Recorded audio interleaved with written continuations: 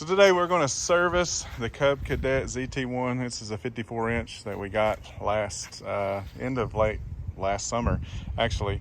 So we've not done this before, so we're going to see how this goes, right?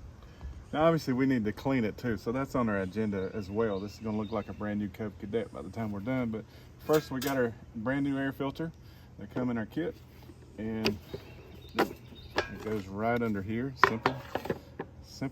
Look how dirty this thing is. That is nasty. We should have probably addressed that before, but hey, here we are. And just fit it over that little insert and pop it on.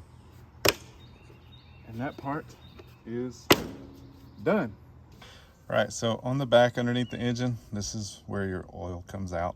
And so there's like a nut that you need to put your wrench on to hold it, and then use another wrench to loosen it up, and then, which we've already done for time's sake, and then set you a pan down there and let it drain.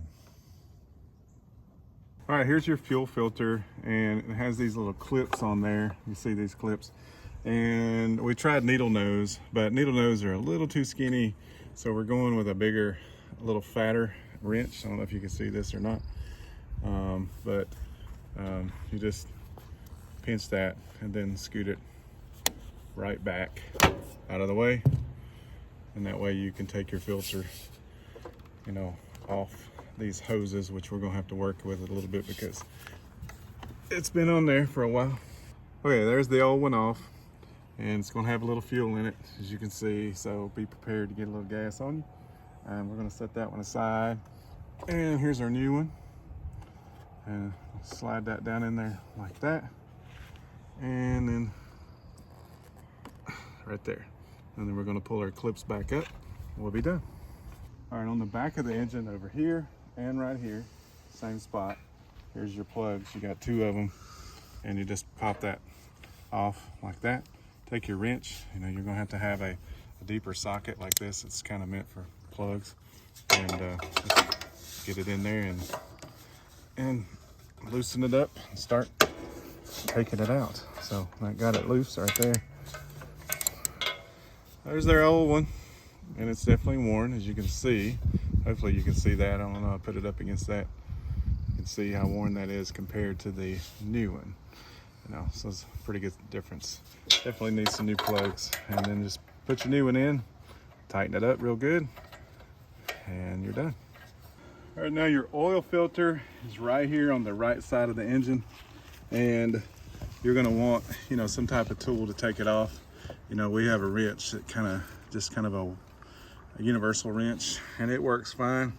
Kind of in an odd spot, but I've seen vehicles with way worse locations, but it's definitely there's oil coming out of that, so you have to be careful with that.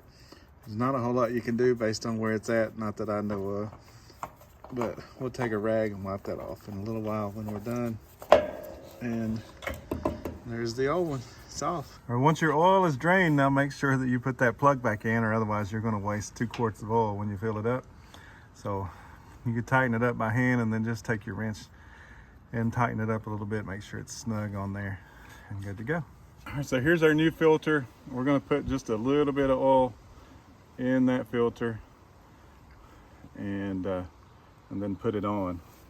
And of course we're putting it on just like we took it off. The old saying, righty tighty. And we're going to tighten it up by hand, and then we'll get our wrench and we'll snug it in there a little bit tighter. Okay, now we're moving to the oil. It takes 2 quarts of oil, and if you're buying the kit, then it already comes in there, but it's a 10W30 synthetic blend. You just pull out the dipstick. Hopefully you have a funnel, because it's kind of a tight space, and it's probably gonna take it, and then just pour your oil in. You're done with your oil change. All right, now we're moving to taking these blades off. We've already got 2 off, but this is simple, especially if you've got the right tools. That's a 15/16 there. And of course this is a 54-inch cut, and he's just using this Milwaukee drill and taking it off.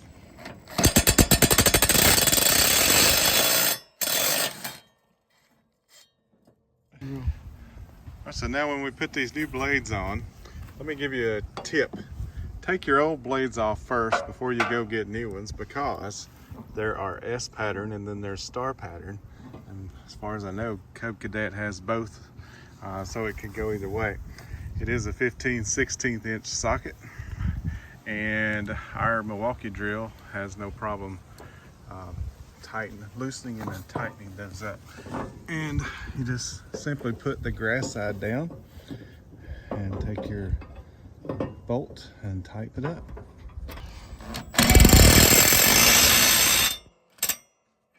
So there you go, super easy to service. We had no problems. We had never done it before, and we had no problems at all. Just make sure you check those blades, star or an S pattern, before you go buy new ones. That way you don't waste your time and have to make a couple of trips.